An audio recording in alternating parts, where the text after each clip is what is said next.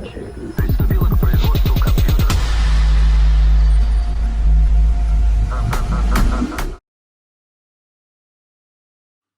On today's video, I speak to Jade Page. Jade is the founder of the Autism Page, which gives great advice and tips to parents with autistic children. Jade is also a mum of 2 boys, with her eldest son being diagnosed with autism at the age of 2. We speak about the diagnosis stage and what it was like for her, what made her want to start the Autism Page, and what she feels needs to improve around autism.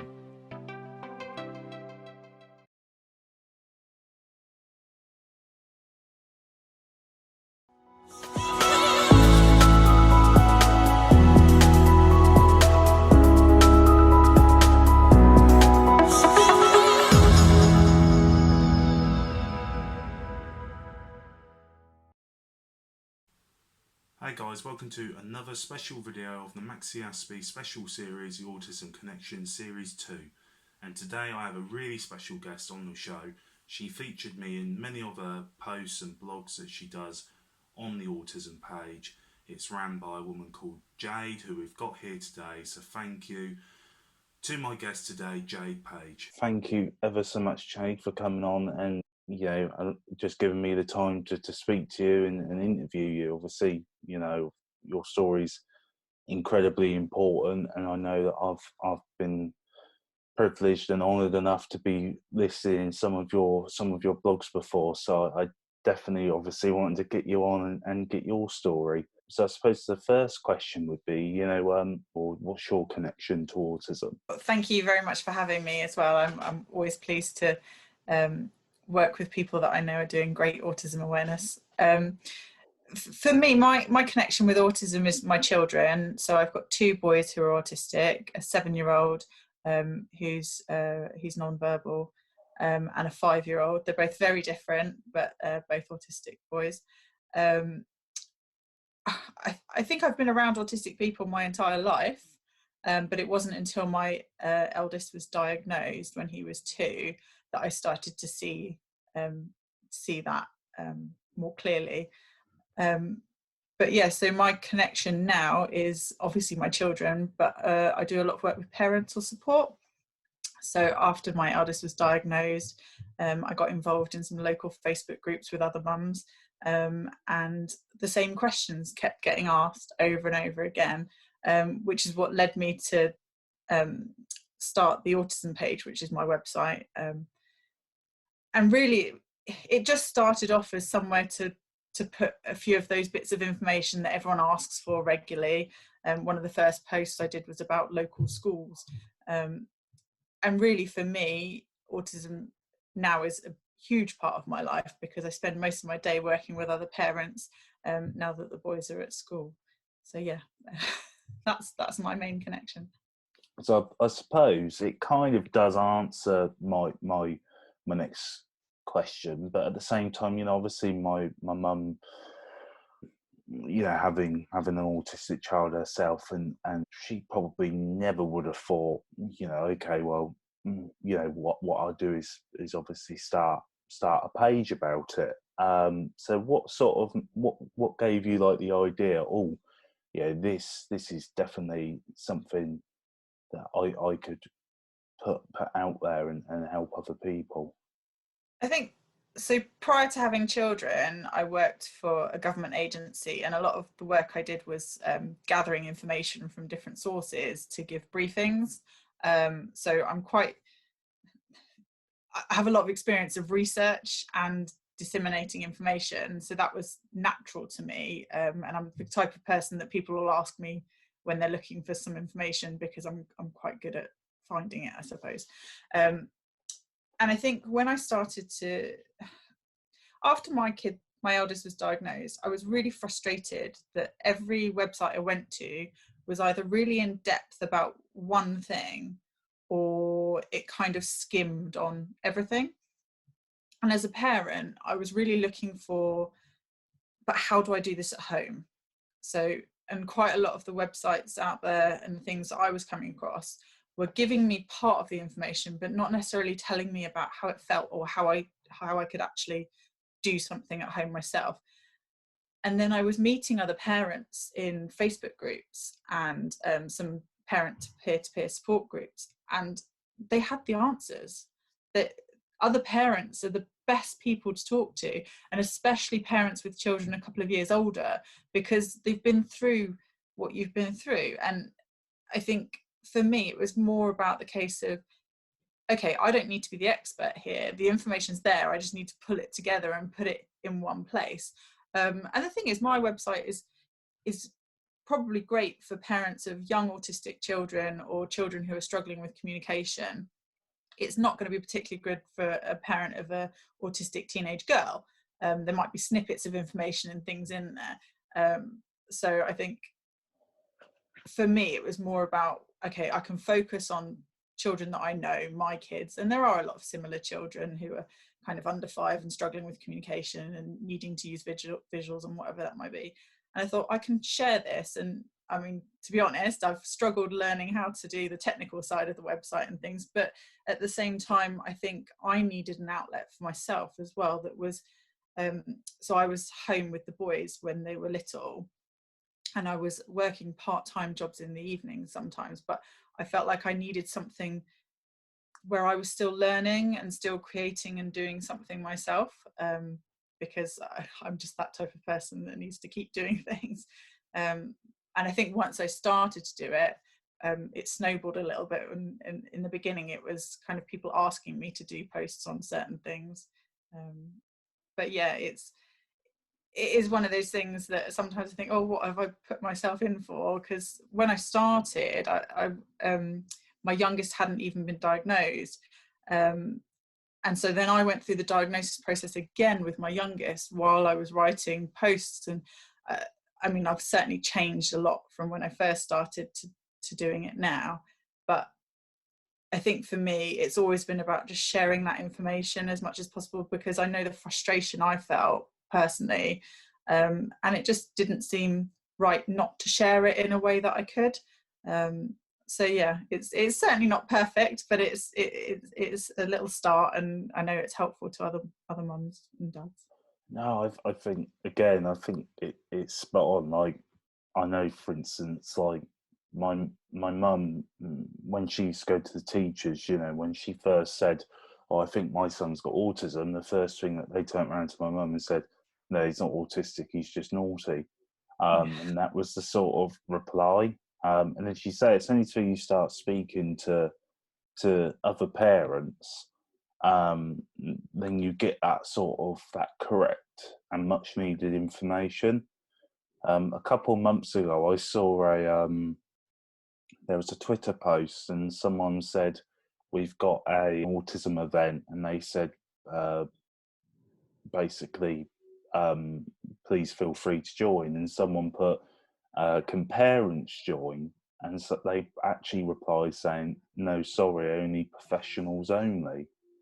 And I just sat there thinking, like, out of all the people in my life, the one person that's going to understand my autism just as much or as much as me is my mum, because she's lived it, you know, day in, day out for the last, 24 years, you know, so it's like professionals only. It's like, actually, I think parents, as you say, are the most unused resource out there, because people just don't think, oh, let's have a conversation with the parent because they know.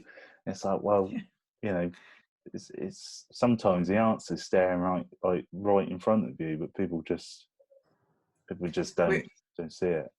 I was in a meeting with one of my son's teachers today about his education plan, and we were laughing about the fact that it was a young lady that had done it at the council when she'd written up the report, but everything that I told her that she'd put into the plan said, reportedly does this, reportedly does that.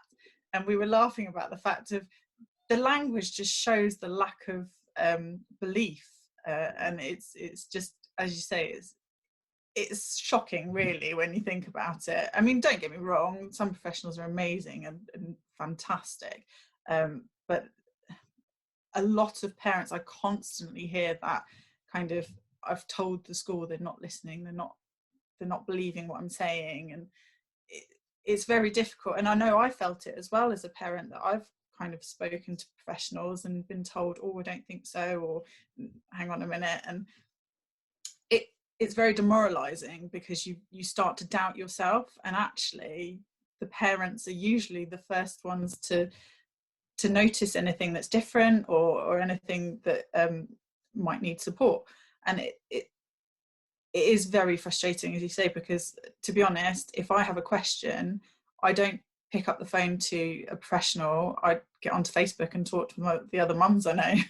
Yeah, because as you say, sometimes the experience is always going to outweigh like the knowledge, you know, of a doctor can look at all these cues, and they can have their own idea of what autism looks like. But it's only till you speak to like 5 parents, 10 parents, you're like, oh, my son does that, or oh yeah, or, and then you start going, oh, okay. That's why I hate like the idea of measuring autism. Like, yeah, I know he's mild autism or he's severe. I just think, well, it's a bit like someone saying, you know, you're a little bit pregnant, or and it's like, well, you're either pregnant or you're not. And there's just so many people that get turned away because their son's quote unquote not autistic enough, or their daughter's not autistic enough. And you're just thinking, well, like how do you want these people to like actually be? You know, what's going to fit your perception of autism until you give them like the help and support and the diagnosis that they need. And it's just sometimes, as you say, frustrating, because Yeah. there's so many parents out there that just want to do what's the best for their kids, and they can't because of the system, you know. Yeah. I mean, the thing that upsets me the most, and one of the reasons I want to put as much as possible, particularly for those younger children out there, is because for me, the period of time I struggled the most and was desperately looking for help was pre-diagnosis. So that kind of period of time when you're not quite sure if you're doing the wrong things as a parent. I mean, particularly when it's your first child, you don't know how to parent a child. So you're struggling anyway, particularly with my youngest. He had a really poor sleep pattern, so I was sleep deprived, which never helps anybody. And then on top of that, I was waiting for these assessments. But you go and see your health visitor, for example, and then you get put down for a referral, and it might be 6 months before you see the next person, and then it'll be another 6 months before you see the person after that. And so you've got a year where you know you're struggling, and you've kind of worked out that your child is autistic in that period just from research or talking to other people, but you can't access any services until you get that diagnosis, and you can't access the training. And for me, it's just, I understand why from a funding and a kind of logical perspective, but the reality is, if I'd had the training, the early bird training and things like that a year prior, I could have really, that year would have been very, very different, and I could have been a lot more supportive to my son, because that's when you need that help. That's when you need somebody to really show you how to interact with your child, how to engage with them in a way that's appropriate for them. Because, and I think when you're struggling with life anyway with young children, it's a very difficult emotional period. And it's really sad actually that there's not enough support at that time, because I think that's the most vital period that parents need that support. They just need somebody at the end of the phone, or that they can ask a question as and when they need that question. And that's why, for me, being involved in parent support and Facebook groups and things like that is brilliant, because when you are up at 3 o'clock in the morning and your child's not gone to sleep and you're desperate, there's somebody else there in that same situation who gets it, and you can talk to them, and you just don't feel quite so alone. No, absolutely. And I think parents, like, I know my mum as well, and my dad, you know, that I think like that way, every parent, I think, is like so hard on themselves. You know, they're often thinking, oh, you know, what am I doing wrong, or what could be doing better? And actually, you know, as long as you're doing what's best for your child in every decision that you're making, you believe that's the best, and yeah, that's all you can ask for. You know, I often say to parents as well, it's like with schools, it can become tricky because, you know, they've got 40 students or 30 students to make those right decisions for, and sometimes, you know, your sole purpose is always going to be your child, but to them it's like 40 children and 50. So you can see why sometimes people get like lost in that system, Yeah. which happens, you know, on a day-to-day basis. But I mean, I suppose like my next question would have been as well, so like overall, how did you find the diagnosis stage overall, but also what sort of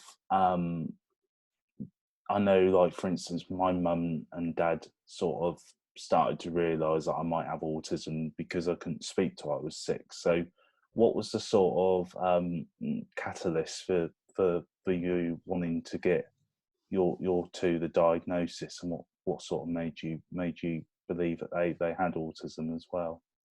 So with my eldest, it was speech. So he wasn't speaking. So he hadn't met the milestones at kind of 18 months or whatever it was. He'd met all his other milestones, but for me, the main clear one was that he wasn't speaking. And I was pregnant at the time as well with my youngest. So I was really conscious that although obviously it's common for boys to be delayed with speech, I was conscious that around the time of his 2-year check was when I was due to have my second child, and I wasn't going to really be on top of things. So I remember going to the health visitor and saying, look, I really need to see someone now, because I know when the baby number 2 comes along, that's going to be my focus initially. And so can I see a speech and language therapist now? So she put the referral in, and I think I was sent on a parent course or something that they tend to do. And then we started going to a social communication group, I think is what they called it. And it was actually one of the lovely ladies there. I'd worked with her for a couple of weeks. And then she said to me, we're going to send in for a social communication assessment. And I was like, okay, yeah, fine. And then a little bit later on, she goes, just so you know, it actually means an autism assessment. And I was like, oh, okay. And to be honest, that was the first time autism was mentioned or even occurred to me. And I kind of came away from that discussion thinking, I don't actually know what autism is. And actually, I think a lot of my preconceived ideas about what it was were completely wrong. And I think I equated it more with learning disabilities than differences. Just from experience that I'd had growing up. And so I was a bit kind of, oh, I don't know what to think about this. And it was a confusing time. And I think I spent a lot of time researching and looking up things. And as soon as I started researching autism, reading about it, I was kind of, oh yeah, he does this, he does that. And I think the thing I didn't really understand at the time was the sensory side of autism. And I didn't see it because he wasn't a sensory avoider. He's a sensory seeker. I think it's harder to see that in younger children because in young children it looks very hyperactive and just a hyperactive child essentially. Whereas I think a sensory avoider, it's easier to see a child putting their hands over their ears or something like that would be clearer to see to somebody that didn't know what they were looking for. So I went and had him. We went through the diagnosis with him, and actually it was fairly straightforward. We went through quite quickly because he didn't have any speech and wasn't trying to communicate and was actively trying not to communicate, shall we say. So he was kind of a straightforward case, which actually made things easier for us. And we got him into a specialist nursery as well, which was brilliant, and they were really helpful. I think I found it difficult. I think the thing I found the hardest was actually the questions from family and friends, very well meaning, but it was constantly, they'd ask about what the issues might be and I'd explain, maybe sleep, or he's not eating many things. And you always get that typical response of, oh, but my son does that, or my child does that. And I think what you can't really get over to people is the intensity of some of these things. So yes, young children don't sleep, but there's a different intensity level with a child that's regularly not sleeping for the majority of the time, or constantly waking. And it is different, but it's hard to show how it's different. As you say, it's when you've lived that experience you can kind of get it. So I think that, and I think for me, I just constantly found it very hard that you had everyone around you doubting you and telling you, oh no, he won't have that, or it's kind of, it's not really that helpful, although it's not, people aren't trying to make it harder for you, but it does. And then, I mean, I still get the question now sometimes from family of, oh, when's he going to speak? And it's like, well, that's not really a helpful question, and it's not really a question we should be asking. It's, how can we help you communicate? It's not, when are you going to do this thing I want you to do for me, which is not really great. So for me, it's really the people around you not understanding while you're still learning, because I couldn't answer the questions appropriately, and I found that quite stressful situation. And it was a totally flip situation with my youngest, because I fully understood autism for a little while. So I could tell he had speech and language challenges, although my youngest he is verbal, but he started off echolalic, so repeating a lot of phrases, and he would recite the Gruffalo in its entirety, but he couldn't say hello to you. So it was confusing, but it's brilliant, and it's fascinating to watch how he learns language. But with my youngest, because he was so different to my eldest, I was kind of questioning with speech and language. I was like, are you sure it's autism? Because it seems really different. And which is obviously a silly thing to say, but it was that kind of period of, I know that he has challenges, but they're so different. It just felt like there might be something else going on, and I later found out from parents that hyperlexia is probably a good description of my youngest, which is something that when I speak to many professionals, they say, oh, I don't know what that is. Which, yeah, fine. And for me, it was really fascinating to see the difference in the two diagnosis processes, because I was so much more relaxed the second time around, even though we actually had more difficulty getting my youngest's diagnosis, just because it took a little bit longer and I had to fight for various things for him. But I was comfortable, I knew what was going on, I understood autism, and it just took a huge weight of pressure off me, because going to the groups and the assessments and things, I knew what was going on, I knew what they were looking for, and I knew how it all worked. And so it wasn't a scary process, which it had been in the first time round, because as a parent, you're not actually given much information. You kind of go to these assessments and you don't really know what's going on. People ask you lots of questions, but you don't quite know what they're looking for. And it's a very uncomfortable situation to be in when you don't know what the purpose or the why or what's going to happen next. So again, that's another reason why I wanted to share those experiences with people, because I think if you can walk into assessment just having some idea of what's going to happen, it just puts you more at ease in general.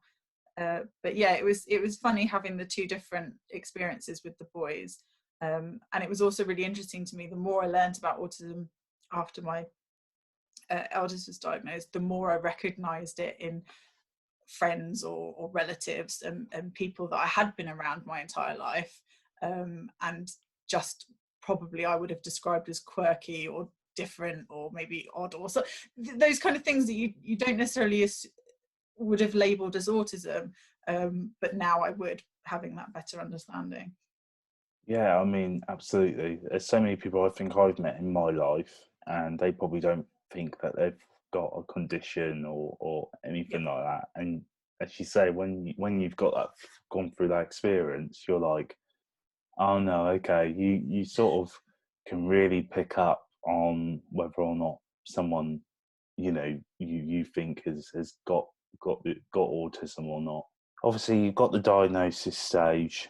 I'm guessing do your two boys go to things like CAMS at the moment as well, and how do you find that? So thankfully we haven't had to go to CAMS, because I know that other people are on very, very long waiting lists and don't tend to see them until we're at crisis point. And thankfully we haven't got to crisis point in our house, which is very good.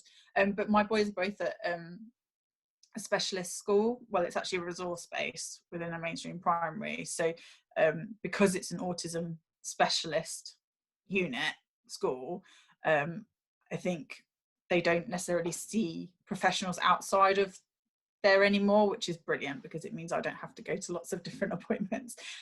So they have speech and language go into school, they have OTs that go into school, but really the teachers there all understand autism and are all specialists in autism methods of learning, so visual learning and teach and things like that. So actually I think that's helped not having to go and see further CAMS and such. But I don't know if we may have to do CAMS when my son gets a bit older. I think it's very difficult with my 7-year-old at the moment, because he's not speaking, so he has really high anxiety, and we can see that, and we also think there's auditory processing issues going on, but because he's not able to speak and his communication levels are quite low, so he does use picture exchange and things, but it's very limited. Specialists that I have spoken to and asked if they engage with us and help us often kind of say, well, he's a bit young, and because he's not able to communicate, it's really hard to work on things like anxiety or auditory processing, because you can't really measure it appropriately, which is really sad, but also very understandable, because it is very hard. You can't read someone's mind, so it's very hard to know exactly what's going on, particularly around anxiety and stress levels. I can see that he's anxious and stressed, but it's sometimes quite hard to pinpoint that sort of thing. I mean, one thing that we're going through at the moment is something that I've learned the hard way, but learned from other parents, is my son's massively affected by seasonal change, which I just wouldn't have, it's not something I ever would have considered myself, because it's something that I don't even notice. I barely even notice what's going on outside with the weather. My mum used to always think I was mad, because how could you not be aware of the weather at the time? But different people are different, aren't they? But my son, he always has huge wobbles and little regressions, and it always coincides with full moons or seasonal change. And it's amazing to me, those little things that you kind of pick up that you just wouldn't have realized if somebody didn't point it out to you.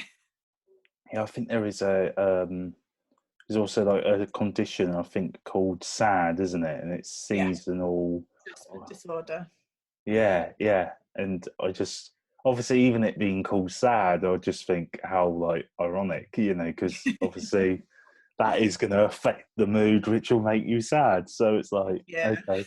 I suppose the reason I asked about like the CAMS as well is obviously a lot of people get to the point, I know I had it when I got older, you get your PIP assessment and things like that. And I just know of so many sort of people that, for instance, I know a case where a mate of mine went, who's got autism. He lives in a village where there's like some buses that run, but he's got such bad anxiety, and plus he cares for his mum and dad.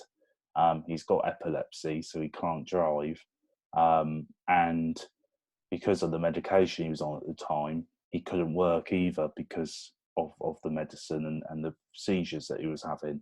And he went to get his assessment from PIP, and they turned around and basically said that they're not going to give him the money because he was well dressed, and that was the reason. So I suppose my question is, the people that sort of do those evaluations, do you think that they need more sort of training? Yeah, and it's a really difficult one, because obviously to do an assessment and to make it fair and to have everything an appropriate way that it needs to be to make sure we've got a correct standard across the board.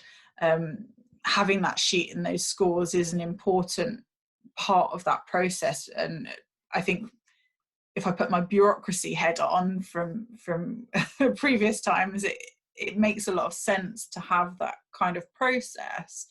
However, as we know, people don't fit inside boxes very well, and it's not appropriate. And I'm starting to see good professionals and people that are doing the assessments recognizing particularly that so an ADOS assessment that would be diagnosing is not necessarily appropriate for young girls who are typical maskers, because it's a very different, I guess, they behave very differently and kind of come across in a different way that you wouldn't really tick those boxes in the same way. Having said that, they're still as autistic.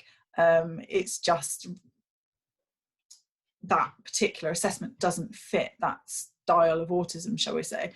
And I think my experience of professionals is it's the same as anything, and it's the same as parents. You get some parents that are fantastic and brilliant, and some that are very much in denial and not really supporting in the right way, shall we say.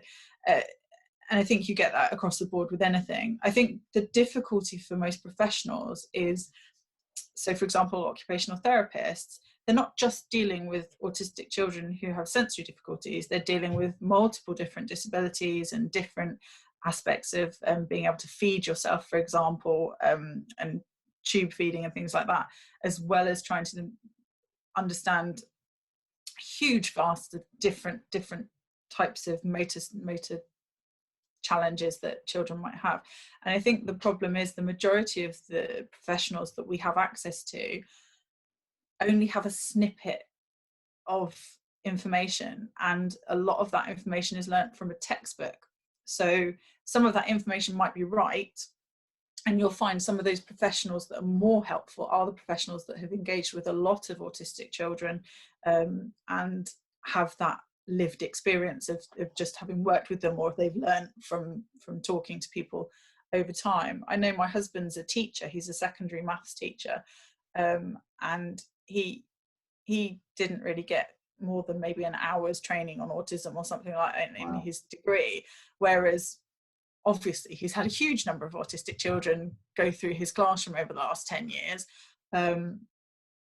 He has had more recently, I think they had a day or afternoon session, which was probably 2 or 3 hours, where somebody would have come in and talked to them about autistic children. And I think the difficult thing is we don't have enough autism specialists.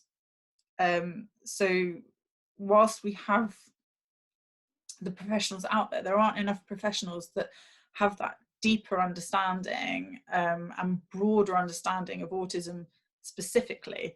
And I think quite often the professionals that we have access to, we wait for such a long time. I'm constantly talking to parents that have waited for a year or so to see a CAMHS professional. Their child is now at a huge crisis level. And actually, if they'd seen somebody 2 years previously, prior to that build-up, they would have been able to mitigate getting to that. Well, not always, but usually you would have been able to mitigate getting to that point. And if you'd had more specialists working with children longer term and working very much, and as you say, training the parents. I can't emphasize enough how important it is to train the parents, because we are the people with the children all the time. My kids' teachers change every year. Our OT changes constantly. Our speech and language therapist changes. And children need consistency, and they need somebody who understands them, that can advocate for them.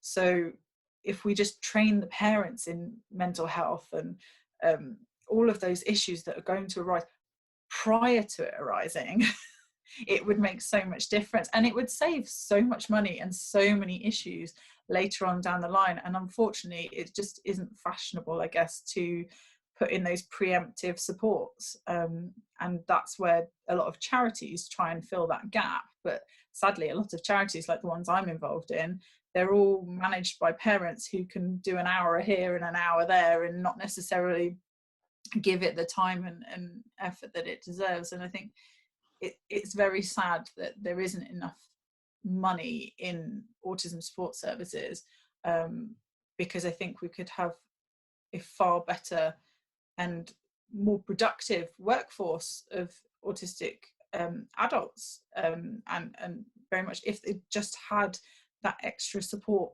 there, because certainly those that are specialists that I've engaged with, the waiting list to see them and their workload is enormous, so they can only deal with those extreme cases or the vital thing that needs dealing with in that moment. And I think they probably all share that frustration that there aren't enough people out there doing it. And I think part of that is to blame with the lack of funding for support services that we've got at the moment. And it's very sad, because it's, for me, there's some really, really simple solutions to supporting autistic children, parents, adults, and then it would take a huge pressure off health services, school services, and all these other things, if it was just put in place at the right time for the right people.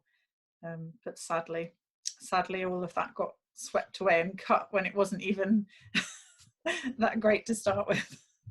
I think you're right, and one of the statistics always get me is at the moment it's like only 16% of people with autism in full-time work, and yeah, that's not changed in 10 years. And obviously with the pandemic, it does worry me that number's gonna decrease, because I mean everyone's obviously, people have been made furloughed, people have been losing their jobs already.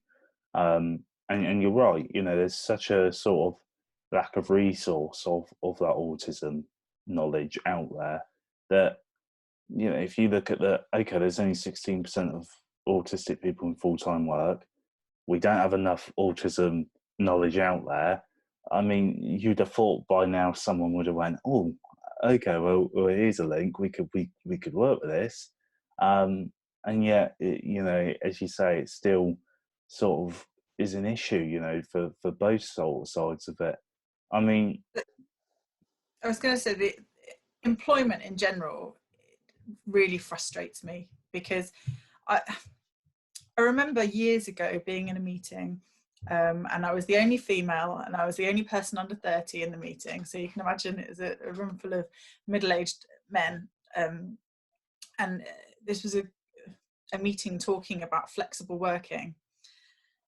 And there was lots of jokes and snide remarks about flexible working. And I remember coming out of there being really angry. So the company that I was working for at the time were implementing the first kind of flexible working policy. We were going to allow people to have some flexibility to the work. And what they were talking about is you could have one day off every 2 weeks if you did an extra 2 hours each day. So it wasn't exactly flexible working, it was a little bit of flexible working, but even that was being laughed at.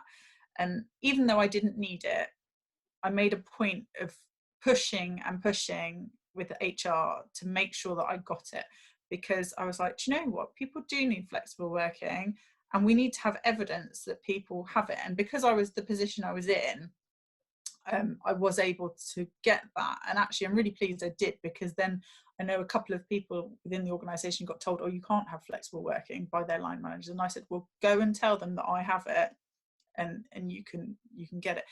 And that was kind of the first insight I had to how ridiculous our systems are, that we expect everybody to work 9 to 5 Monday to Friday, and we're supposed to work in that bubble.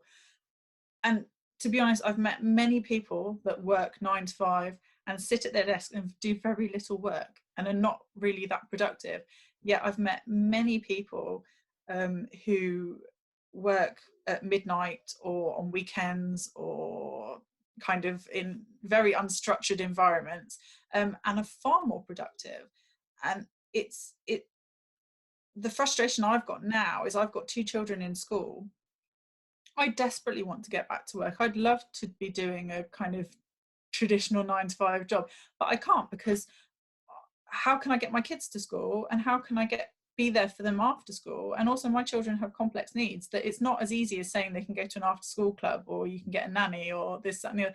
It's not really that straightforward, and it shouldn't have to be. I should be able to go to work and work in school hours. There are many people out there that can only work within school hours because they have children at school. And I think one of the issues that we have with autistic adults is workplaces are just not flexible to working differently to suit a person's needs. They have very set rules of this is how we work, and you must work shift patterns if you work for the police or whoever it is, and you must work these hours, and you must be able to wear a suit and kind of sit at an office desk and interact in a specific way, which is all actually totally irrelevant to the actual work that needs to be done for the job role.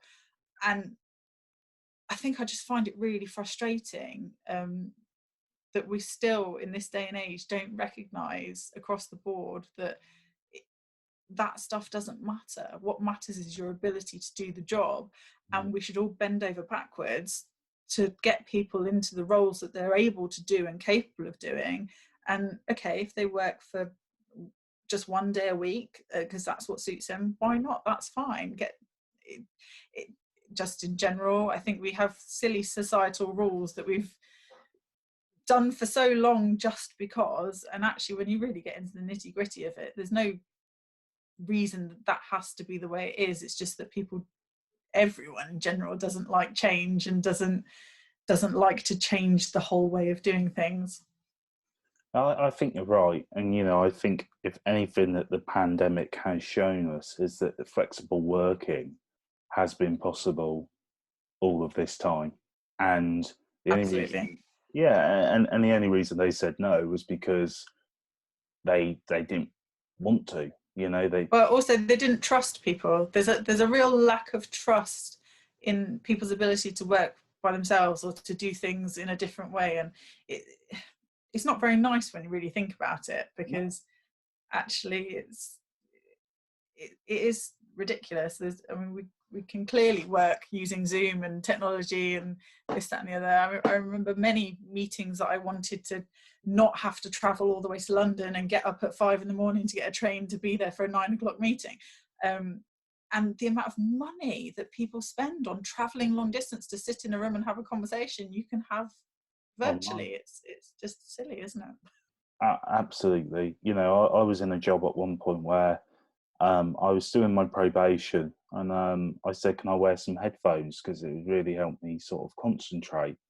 And my manager at the time said, no, you can't wear headphones. And I said, well, everyone else in the office does, which they did. And she turned around and said, yeah, but you're in probation and they're not. And I was just like, so you're happy for Dave to listen to Radiohead just because he likes Radiohead, but me, who needs to listen to that for me to do my job and be able to concentrate better, can't use that resource because I'm in probation. To me, it just made no sense. And it's just things like that, and with the pandemic, with people going, oh no, you need to work from home, you can work from home, and now obviously people have now saw, oh, okay, that the productivity hasn't changed. People are still working hard from home. A lot of companies now are going, well, shall we just get rid of the office? Because should we save that thousands of pounds with spending that don't need to be? Yeah, and you could say, well, that could also hinder, obviously, the support that somebody might need. Because obviously, I know when I was working from home, I found it quite difficult because I like to have that interaction with people, and for me to learn, I need to be sort of in person. So it's also added things that employers need to be aware of. They can't just go, oh, we're going to save loads of money because at the same time, it's again being inclusive, being diverse. Yeah, and I think you need to have that kind of balance with everything, don't you? And you need to have that hybrid thing of it's not healthy for anyone to stay at home and work at home and not interact with anybody. And I'm quite happy with a lot of the work that I'm doing at home, because a lot of it is over Zoom and it's talking to people, because a lot of what I'm doing is one-to-one or parent group support things. So I am actually interacting with people a lot throughout my day. But say I was doing data entry or something like that, it would be horrible to be sat at home all day, and if everybody's out and then not going anywhere.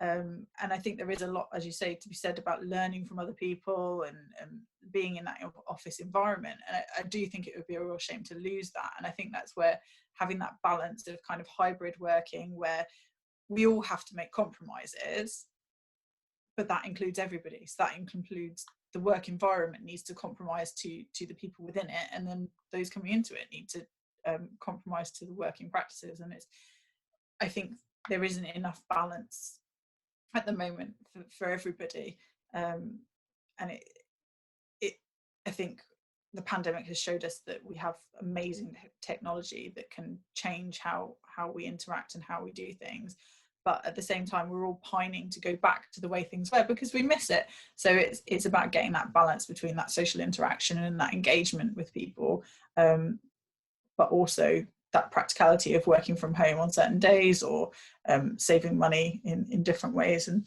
I think there is a suitable balance that can be made.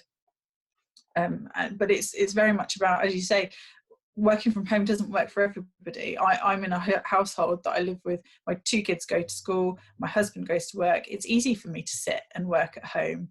However, if I lived as when I was in my 20s in a shared house with a group of people, and then somebody's making lots of noise or something else is going on, you can't really necessarily be then sat having a business meeting in the corner of the shared room.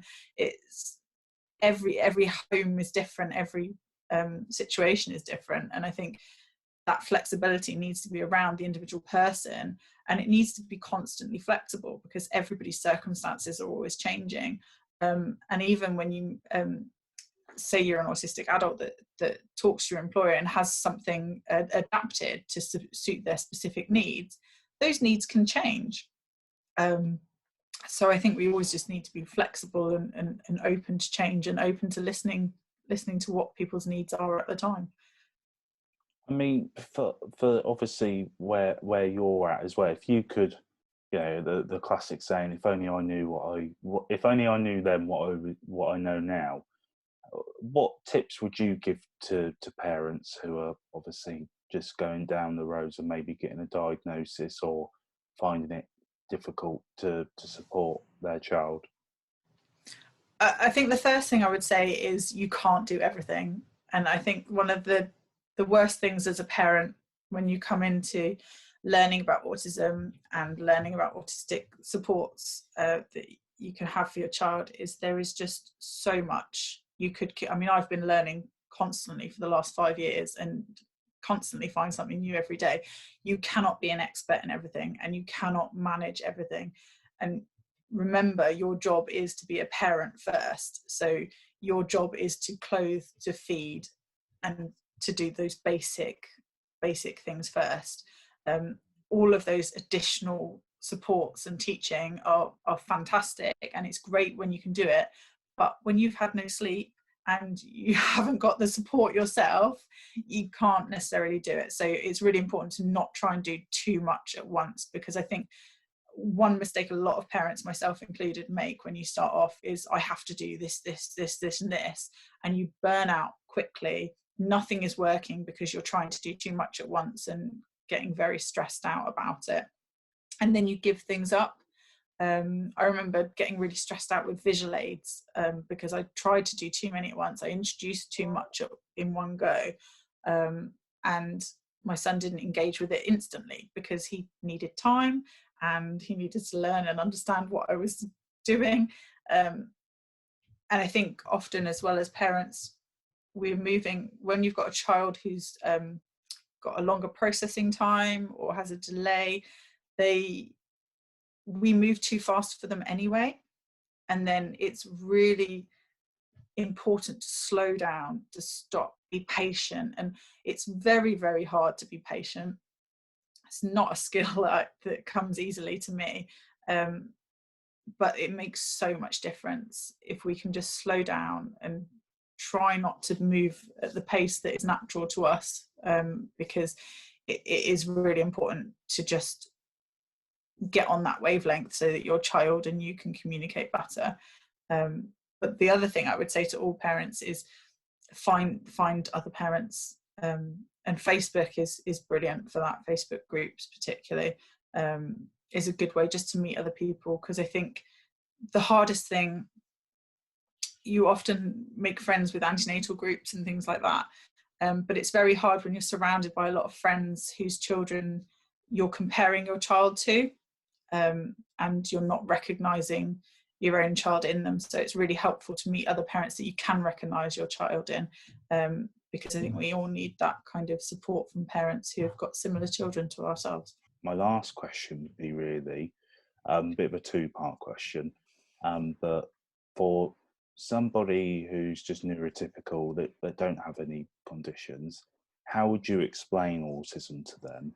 And what do you feel the neurotypical people really need to know about autism? It's a really hard question, because I think my own understanding of autism has taken such a long time to develop. And I think anything that's short and simple that you can say just isn't quite enough to give somebody the right information. I think ultimately, if I'm describing what autism is to somebody, I would say it's different. It's a different way of thinking. And if you think about your brain being wired up differently, so it's not wrong, it's different. Seeing the world differently, interacting with the world differently, behaving and responding differently to different things, is the best way that I could describe it succinctly. For me, I identify as neurotypical, and it took me a long time to really understand particularly the sensory side of autism, because I think naturally a lot of myself and other people potentially like myself, we find it hard to understand something we haven't experienced, and for unknown reasons, quite a lot of people will naturally put up a block and tell somebody, no, you're wrong, because I know this, I've experienced it this way. And I can't explain why. That's just naturally how I think. I mean, certainly it's how I used to think, more often than not, that I didn't understand when somebody was saying to me, but I see in colours or something like that. To me, that just didn't make sense and sounded a bit airy-fairy maybe, which is silly, because the point is everyone experiences things differently. Every situation, every conversation is different, and two people can have the same experience but come away from it with different opinions on the situation and how it went. And I think it's just about opening your mind to listening and taking on board that other people are experiencing the world in a different way. And just because we don't see it or feel it or understand it doesn't mean it's not right. It's everybody has their own unique experience of situations in life, and I think it's very important that we're all respectful of everybody. There's no hierarchy, there's no kind of this way is better than that way. It's everybody has their own way, their own different way, and we should all be making accommodations for the people around us, and interacting with other people and listening to what other people's opinions might be. I think different is the best way we have to explain it, but I think it's also about learning to understand that different doesn't mean less or bad. Yeah, absolutely. Yeah, and it doesn't need to be scary.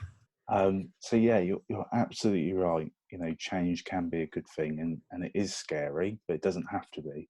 And yeah, I've just been what a lovely place to end that. And obviously, thank you as well for spending the time to chat with me, Jade, as well. No, well, thank you. I've actually really enjoyed it. It's really nice to talk about these things and explore them a bit more.